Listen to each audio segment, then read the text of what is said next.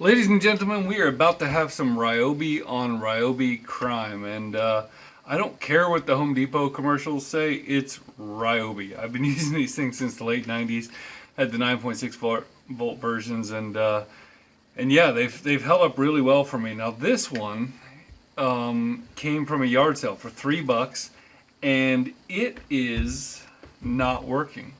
The old lady at the yard sale told me it worked, and she had a bunch of the old Nikon batteries with it, but it didn't work.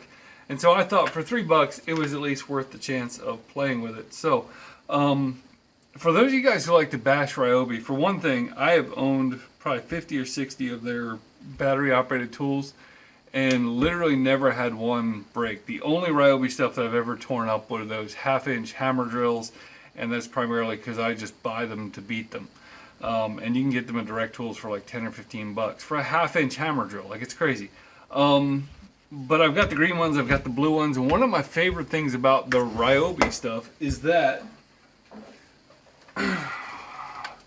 there's so much of it. And I bought one of these for what worked out to be about 10 bucks, and I left it in Alaska, and then I came back to Florida and I bought this same one for $5. And you know, something like this is an 8 1/4-inch miter saw, runs off of there we go, runs off of 18 volts, and they're just fantastic. And so all this stuff in general works pretty well. This one in particular, I looked in the bottom and there is definitely some blue crust. I don't know if you'll be able to see that.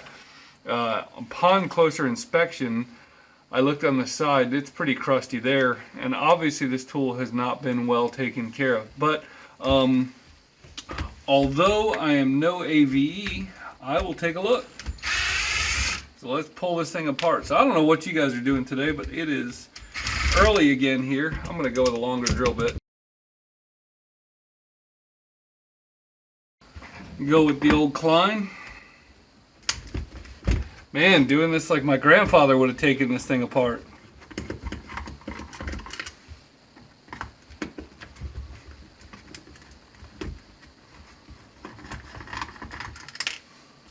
So let's see, these screws all appear to be the same length, which is nice.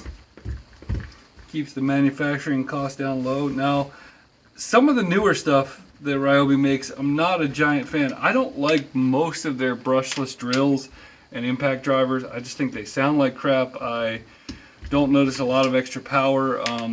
Yeah, just not a huge fan of that stuff. But what I do love is that a huge number of my tools have come in at $10 or less. I've got a bunch of the sanders that came in under $10. I pay $3 to $5 for drills. Occasionally you'll find the impact drivers for under 10 bucks a piece. You can get the I bought that chop saw. I bought a blower for $5.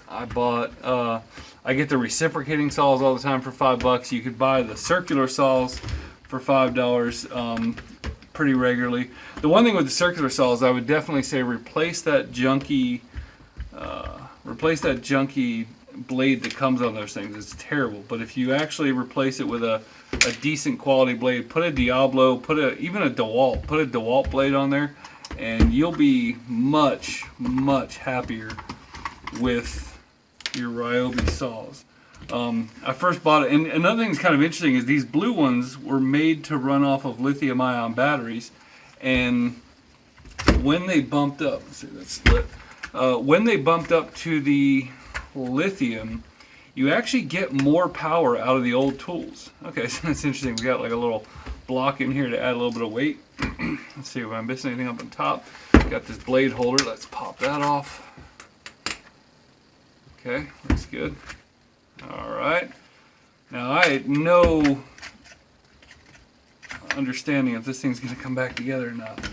All right, so crusty. All right, so the first thing I see is that, man, you know, you look at some of the newer tools and you are just not going to find chunks of copper like that. You're just not going to find, is that JST connector? No. So, I mean, you're not going to find connections like that on the MOSFETs. I'm guessing that's more for heat sinking than for current load. So the switch, I never really particularly loved the action on these switches here. but it is sufficient variable speed.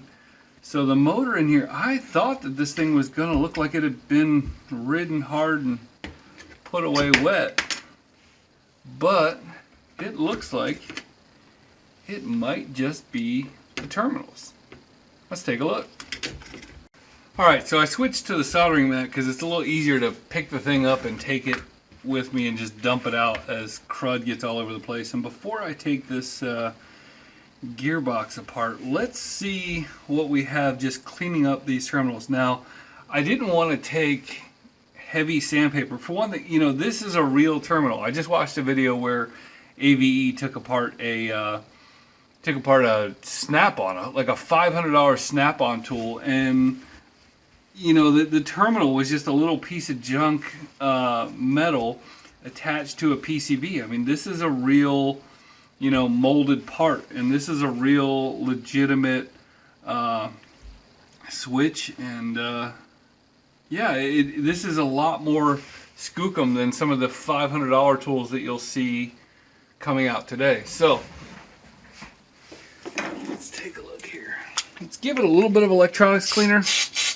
What I'm trying to avoid is scraping too much of the coating off of this thing, because you know this is coated with something, and that coating is there for a reason. It's there to prevent this kind of oxidation that you're seeing now.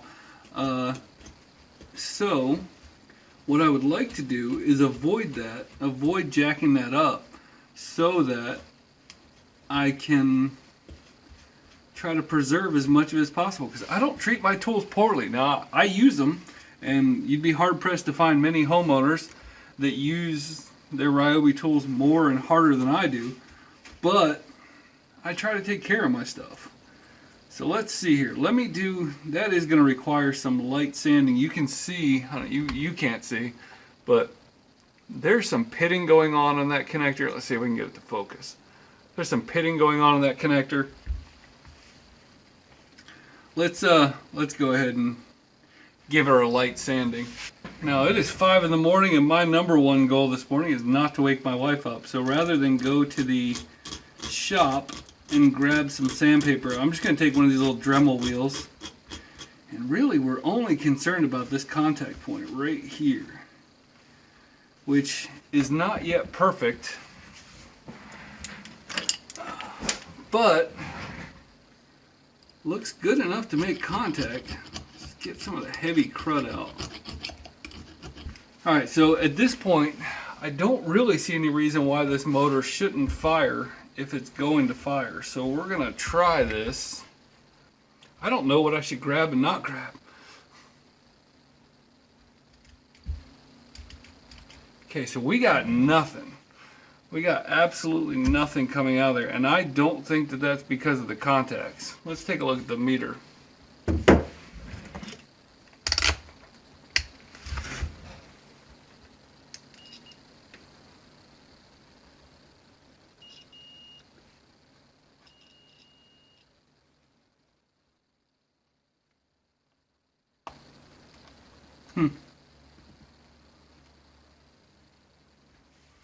Let's take a look at that. How bad is that?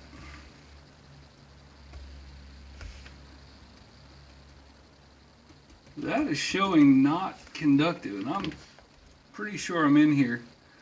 Alright, we're going to do a little more surgery. That looked like that would definitely be conductive. Let's peel off a little bit of that, try to get something decent in there.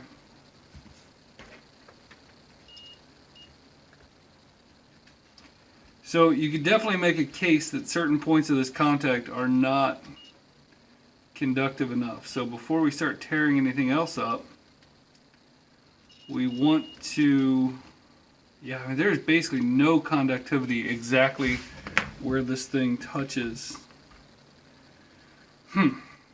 Well, let's get a little more aggressive.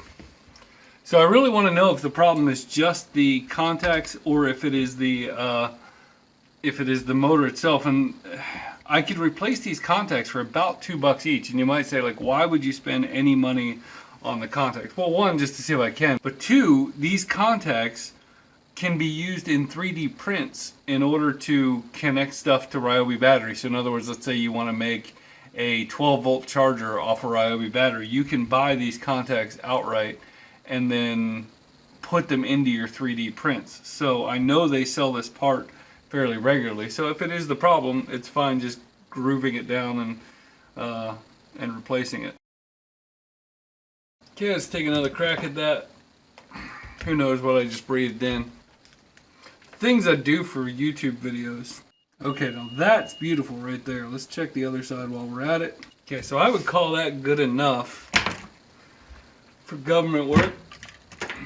Used to do a little work for the government, so I can attest to that being true. Alright, so let's try not to blow this battery up. Okay. So it was the contacts. I mean, that's kind of an obvious choice, but the overall the motor works. I saw a little sparking on the brushes. That's normal. It's let's see here. You got a little bearing on the back. It's this is a brush motor, and people talk poorly about brush motors now that all these things come out with brushless. But man, these things they work. They've worked since before your grandfather was born, and they're fantastic. I mean, obviously there's some advantages to the brushless, but I don't hate brushed motors. So this is, I can't even tell what brand that is. Something Ensign. Yeah, I don't know. So I don't know if it's worth tearing this thing apart. What do you think? You think I'd ever get it back together? Let's do it.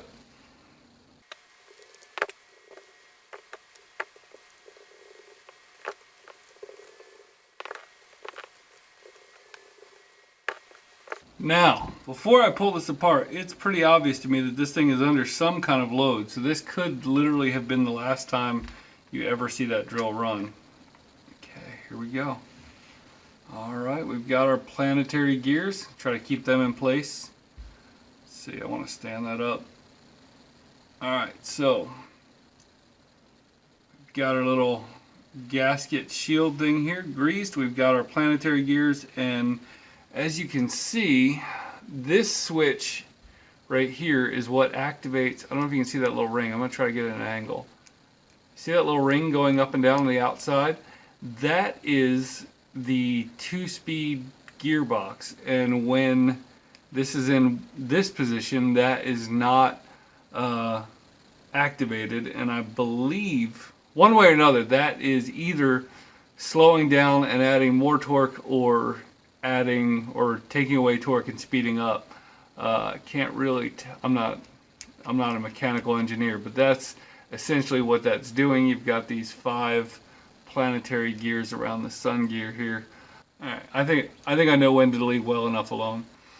Then in here, okay, so this is, each one of these pins goes inside of one of those planetary gears. Lay that down gently. And this, okay, so this is a full, like, this is what's transferring to that transmission here. Now this thing has a 24 position clutch that, depending on the position, will cause the drill to start slipping. So it decides when to apply the torque and when to let it slip. It used to be a lot more useful when you were doing screws. Almost nobody does screws with a regular drill right now because the impacts are so much better. When these things came out, so when you look at a drill like this, and you're using the old school NiCad batteries, when they switched to even impact drivers with the NiCad batteries, you would get twice the torque and twice the number of screws per charge. So they were kind of a revolution. And after that, using a screw drill to put in screws was just kind of a waste, and I don't really do it anymore. So let's see if we can figure out what this thing does here.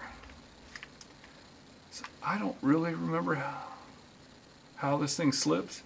I guess it doesn't. I guess okay. So I don't know exactly what's going on in there. So there's a bunch of tiny screws. Should we pull it apart? Now I was going to attempt to try to pull this clutch apart, but the screws are actually stripped from the factory, and I'm sure kid number 37 that built this thing still loses sleep at night now that he's a 40-year-old man, loses sleep at night, the fact that he stripped out so many screws at the factory. So I'm gonna let that one rest, and I'm gonna try to get this thing back together. So I'm not gonna sit here and tell you that this was the deal of the century, or that I did any sort of master level craftsmanship fixing this thing. If I even fixed it, I don't know yet. But you know, it's a $3 drill, and I got to make a YouTube video, and I got to see what was inside of these drills that I've been using since the 90s, and so it's been kind of fun. And you know, I grew up in a time when I just wasn't really afraid to take things apart. That was one of the things that my dad instilled in me. Now, there were a few times that I got my butt beat for the things I took apart. I took apart the drop ceiling in my bedroom one time. I you know, took apart a few things I probably shouldn't have taken apart, but you know, you learn stuff along the way, like what not to take apart. And this thing at $3 was definitely worth the risk of pulling it apart. And you know, I was careful about the battery. I didn't destroy a $30 battery to try to save a $5 tool or a $3 tool. So basically, if this works, awesome. If it doesn't, then no harm, no foul.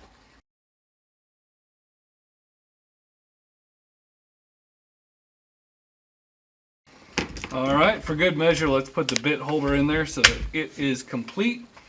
And moment of truth. It reverses. When you go 2-speed.